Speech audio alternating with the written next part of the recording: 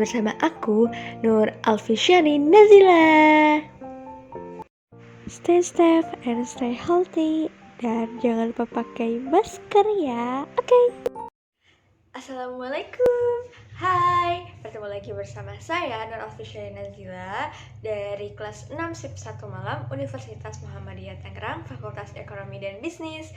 So, pada kesempatan kali ini saya akan menjelaskan bagaimana sih tutorial untuk uji asumsi klasik pada SPSS. Langsung aja, let's enjoy with video. Sebelum kita memasuki tutorial dari uji asumsi klasik pada SPSS, saya akan menjelaskan apa itu uji asumsi klasik pada analisis regresi linear berganda. Nah, jadi regresi linear OLS adalah sebuah model regresi linear dengan metode perhitungan kuadrat terkecil atau di dalam bahasa Inggris bisa kita sebut dengan istilah ordinary least square. Nah, di dalam model regresi ini ada beberapa syarat yang harus dipenuhi agar model peramalan yang dibuat ini menjadi valid sebagai alat peramalan. Nah, syarat-syarat tersebut apabila dipenuhi semuanya, maka model regresi linear tersebut dikatakan blue. Nah, blue ini adalah singkatan dari Bayes linear unbased estimation. Nah, apa aja sih syarat-syaratnya? Nah, lalu ada uji asumsi klasik. Nah, uji asumsi klasik ini adalah analisis yang dilakukan untuk menilai apakah di dalam sebuah model regresi linear ordinary least square ini atau OLS terdapat masalah-masalah asumsi klasik. Nah, untuk uji asumsi klasik ini terbagi lagi menjadi dua, yaitu pada regresi linear sederhana dan regresi linear berganda. Karena kita membahas tentang regresi linear berganda, jadi saya akan menjelaskan lebih detailnya pada regresi linear berganda.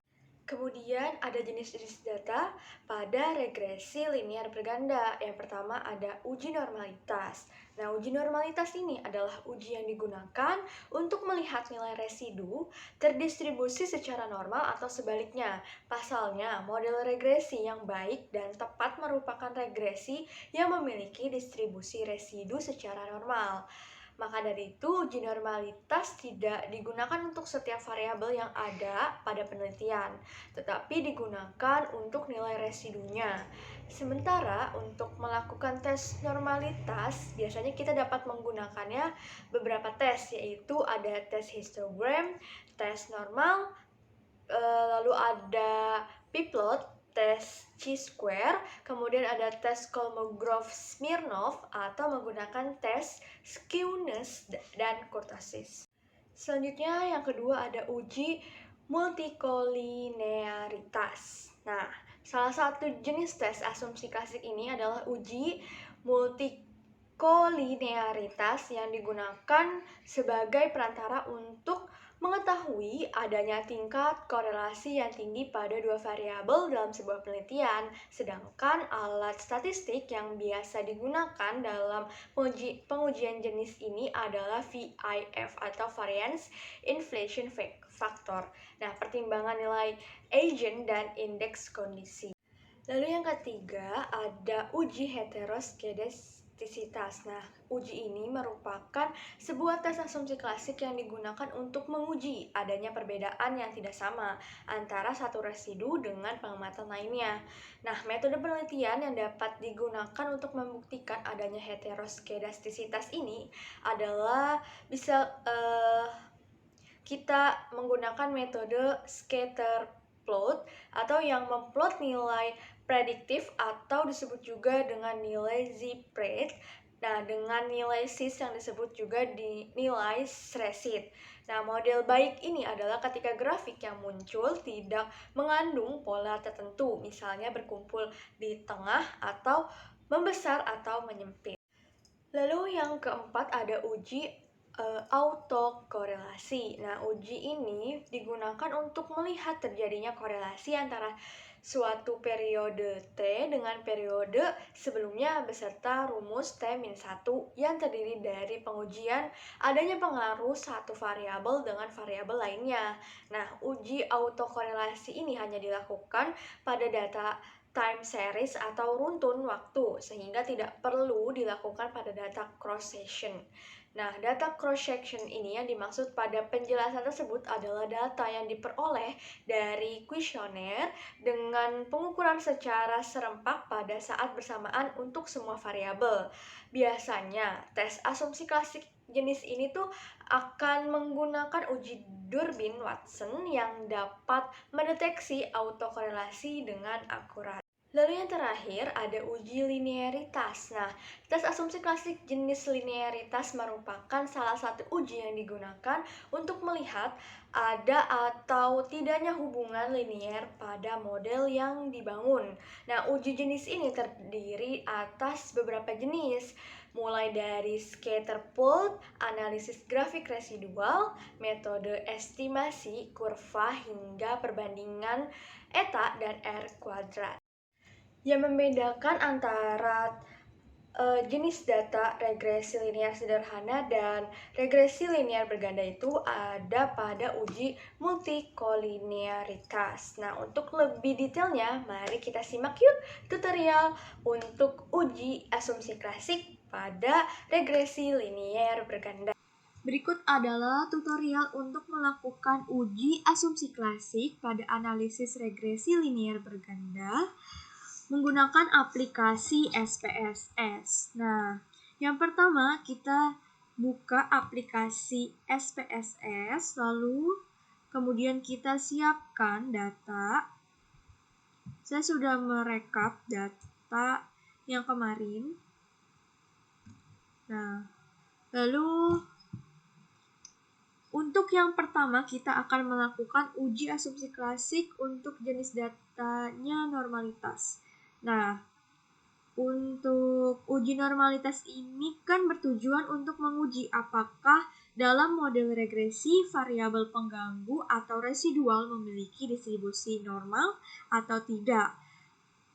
Untuk melakukan uji ini kita hanya memerlukan 70 responden.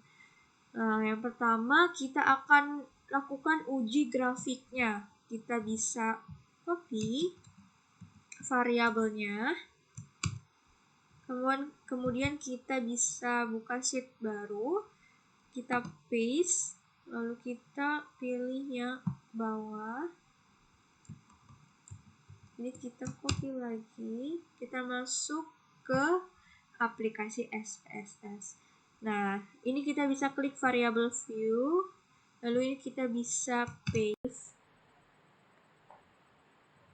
Untuk kolom measure ini kita bisa pilih scale, satu persatu kita ubah, dan untuk kolom desimal ini kita bisa jadiin 0 dulu.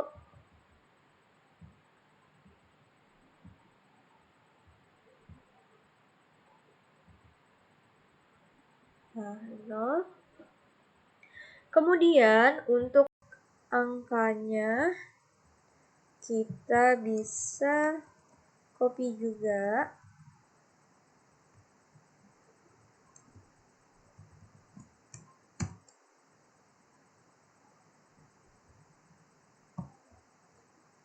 Kita bisa klik data view, lalu kita paste.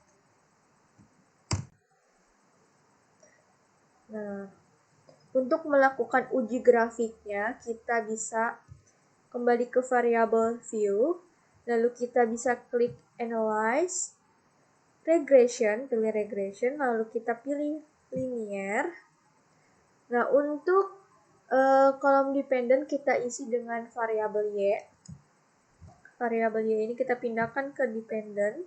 Dan untuk X1, X2, dan X3 kita pindahkan ke independent. Lalu kita bisa klik plots. Nah, pada bagian Y kita bisa klik yang spreadsheet. Spreadsheet ini kita pindahkan ke bagian Y. Lalu untuk zip rate, kita pilih zip rate, pindahkan ke X. Dan pada bagian standardized residual plots, pada histogram kita centang. Lalu normal probability plot, kita centang juga. Lalu kita bisa klik continue dan oke.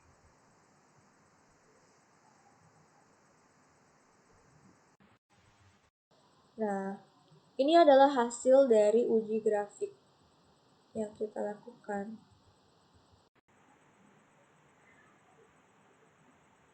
Dengan melihat tampilan dari grafik histogram ini, dapat dilihat bahwa gambar histogram berbentuk lonceng. Nah, lonceng ini menunjukkan bahwa data tersebut terdistribusi secara normal. Dan pada grafik p-plot ini, pp-plot, nah yang ini, terlihat bahwa titik-titik menyebar di sekitar garis diagonal dan dekat dengan garis diagonal, maka menunjukkan bahwa data tersebut terdistribusi secara normal. Lalu yang kedua, kita lakukan uji statistiknya. Untuk melakukan uji statistiknya, kita bisa klik Analyze lagi. Lalu kita bisa pilih non-parametric test. Dan habis itu kita bisa klik legasi dialog. Dan kita pilih yang satu sampel KS. Nah, untuk variabelnya ini dari X1 sampai Y kita pindahkan. Kemudian oke.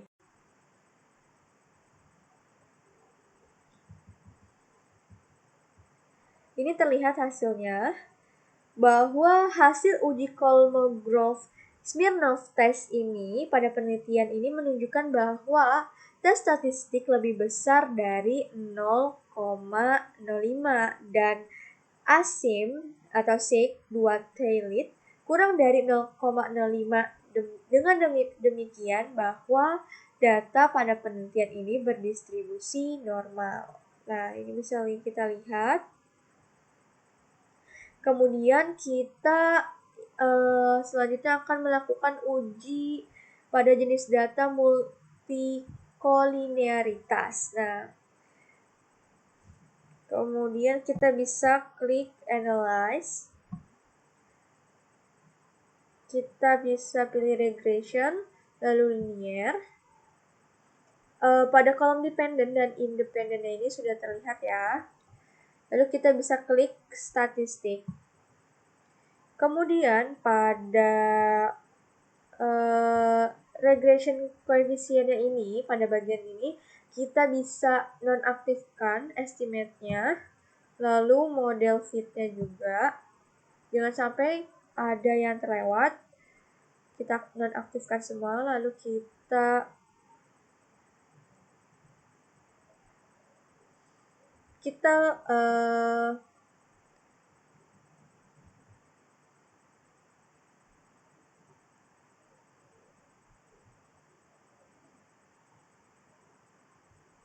aktifkan pilihan covariance metric-nya ini. Kemudian kolinearitasnya juga, ini collinearity diagnosisnya.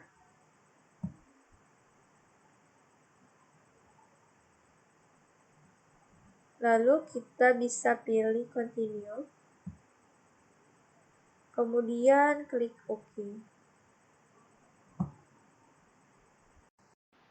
Hasil dari uji multikolinearitas ini dapat dilihat bahwa tidak ada satupun variabel bebas yang memiliki nilai VIV lebih dari 10 dan tidak ada yang memiliki tolerance value lebih kecil dari 0,1. Tolerance value dari 0,1. Nah, jadi dapat kita simpulkan bahwa penelitian ini bebas dari adanya multikolinearitas. Selanjutnya, kita lakukan uji heteroskedastisitas. Untuk melakukan uji ini kita bisa klik lagi Analyze, kemudian kita pilih Regression, dan kita pilih Linear. Untuk kolom dependent dan independence ini sudah terisi. Kemudian kita bisa klik Plots. Nah, Y-nya ini sudah terisi dengan Srecet, dan X-nya kita sudah isi dengan Zipret juga. Lalu kita bisa klik Continue. Kemudian OK.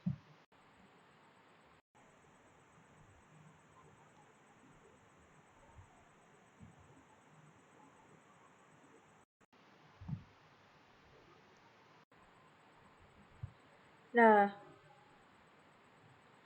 pada gambar tentang grafik scatter plot ini terlihat titik-titik menyebar secara acak, tidak membentuk sebuah pola tertentu yang jelas, serta tersebar baik di atas maupun di bawah angka 0 pada sumbu Y.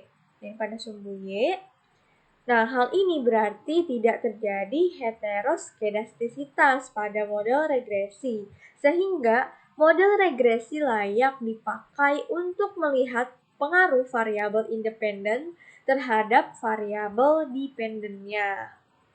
Ini bisa kita lihat. Kemudian kita akan melakukan uji autokorelasi. Nah, uji autokorelasi ini kita bisa klik Analyze, lalu kita pilih Regression, lalu kita pilih Linear. Ini kolomnya sudah terisi, bagian dependen dan independennya. Kemudian kita bisa klik Statistik. Nah, ini untuk covariance metric dan collinearity diagnosisnya ini kita nonaktifkan, lalu kita bisa klik Durbin Watson-nya ini, lalu kita klik Continue, kemudian OK. Nah, ini terlihat pada hasil uji Durbin Watson-nya ini pada tabel menunjukkan bahwa nilai Durbin Watson sebesar 1,7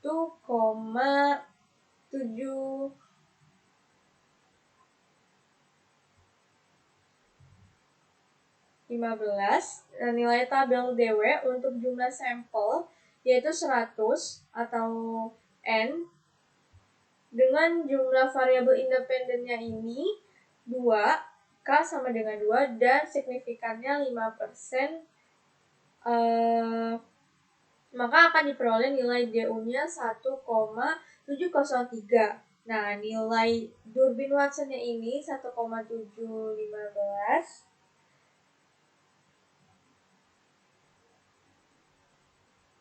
Dan lebih besar daripada nilai DU-nya 1,703, dan nilai DW 1,715 lebih kecil 4 min DU atau sama dengan 2,297. Dapat disimpulkan bahwa tidak terdapat autokorelasi.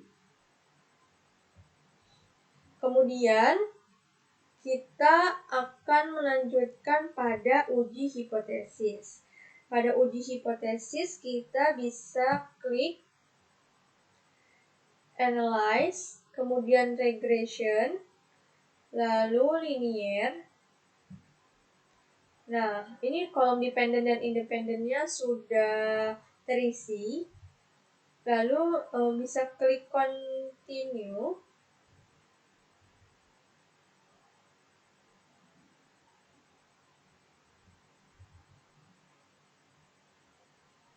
Kemudian OK.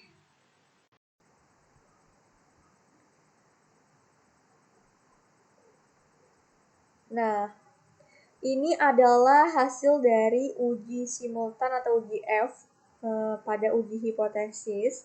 Nilai F hitung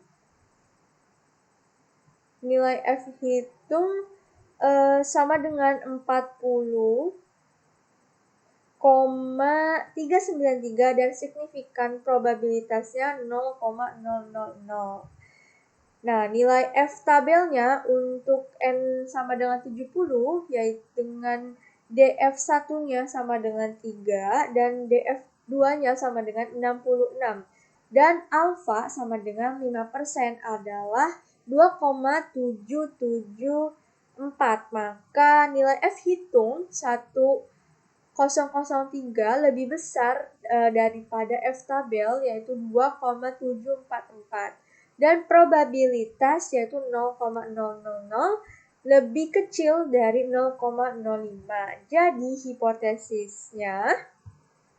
hipotesisnya itu bahwa penerapan e-filing, tingkat pemahaman perpajakan dan kesadaran wajib pajak berpengaruh positif secara bersama-sama terhadap kepatuhan wajib pajak di KPP Pratama Yogyakarta, atau hasilnya itu dapat diterima. Kemudian kita akan melakukan uji hipotesis untuk uji parsialnya atau uji T-nya. Dari uji parsial uji T-nya, nah, yang pertama yaitu nilai T hitung ini pada variabel X1 sebesar 2,373 dengan signifikannya yaitu 0,21 dan dengan nilai koefisiennya yaitu 0,143. Nah, nilai T tabelnya itu untuk N 70, DF sama dengan 70 min 3 sama dengan 67 dengan alfa 5% adalah 1,966. Maka nilai T hitung yaitu T hitung 2,373 lebih besar dari T tabelnya yaitu 1,966 dan probabilitas yaitu 0,21 lebih besar dari 0,05. Hal ini menyimpulkan bahwa penerapan e-filing berpengaruh positif terhadap kepatuhan wajib pajak, atau pernyataannya itu ditolak. Kemudian yang kedua yaitu nilai T hitung variabel pada variabel X2 yaitu sebesar 0,866 dan signifikannya yaitu 0,390 dengan nilai koefisien yaitu 0,113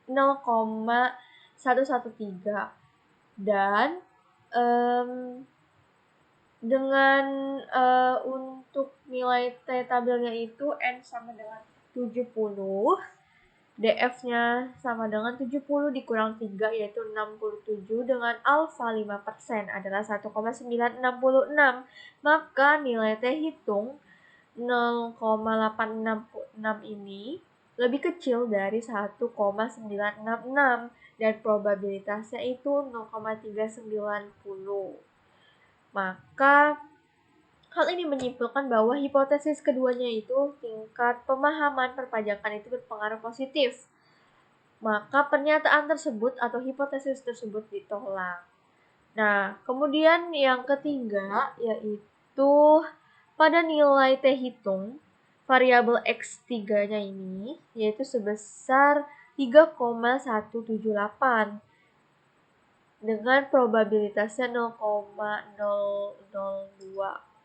dengan nilai koefisien yaitu 0,718. Nilai T tabel untuk N 70, DF sama dengan 70 min 3 sama dengan 67 dengan alfa 5% adalah 1,966. Maka nilai T hitung yaitu 3,178 lebih besar dari T tabelnya yaitu 1,966 dan probabilitasnya 0,02 lebih kecil dari 0,05. Nah, hal ini menyimpulkan bahwa hipotesis 3 yaitu kesadaran wajib pajak berpengaruh positif terhadap kepatuhan wajib pajak. Maka data tersebut dapat diterima. Kemudian pada koefisien determinasi, yaitu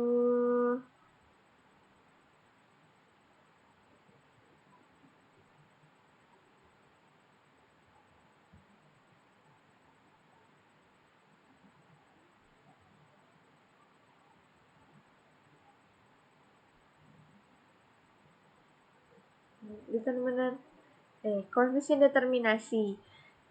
Maka besarnya dapat kita lihat dari tabel tersebut, maka besarnya adjusted R square ini yaitu 0,553. Dengan demikian, besarnya pengaruh yang diberikan oleh variabel X1 penerapan e-filing dan X2-nya itu tingkat pemahaman perpajakan dan X3-nya kesadaran wajib pajak terhadap Y, yaitu kepatuhan wajib pajak adalah sebesar 55,3%, sedangkan sisanya sebesar 36,9% dipengaruhi oleh faktor atau variabel lain yang tidak diteliti dalam penelitian ini. Untuk persamaan regresi, nah persamaan regresi ini dari tabel koefisien ini dapat diperoleh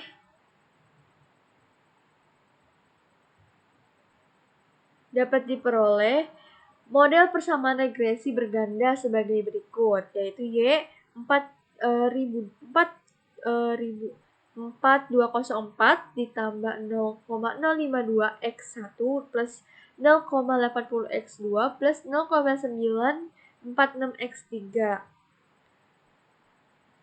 plus E, maka nilai konstanta 4,204 berarti bahwa jika seluruh variabel independen dianggap konstan, yaitu penerapan e-filing, tingkat pemahaman perpajakan, dan kesadaran wajib pajak, maka nilai variabel dependen, yaitu kepatuhan wajib pajak sebesar 4.204. Nah, pada nilai koefisien regresi, penerapan e-filing sebesar 0,052 berarti bahwa jika terjadi kenaikan 1 poin pada variabel penerapan e-filing ini, atau variabel tingkat pemahaman perpajakan dan kesadaran wajib pajak dianggap konstan, maka nilai kepatuhan wajib pajak akan naik sebesar 0,052. Dan nilai koefisien regresi tingkat pemahaman perpajakan sebesar 0,080 berarti bahwa jika terjadi kenaikan 1 poin pada variabel tingkat pemahaman perpajakan atau variabel penerapan e-filing dan kesadaran wajib pajak dianggap konstan, maka nilai kepatuhan wajib pajak akan naik sebesar 0,080.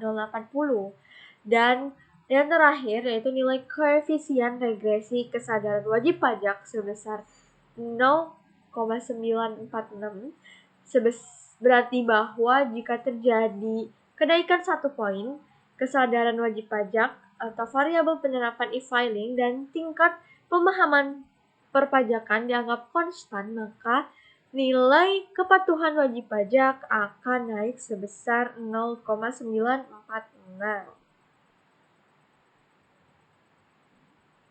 Sekian video presentasi dari saya. Apabila ada kata-kata yang kurang berkenan, mohon maaf. Dan semoga video ini bermanfaat untuk kalian semua.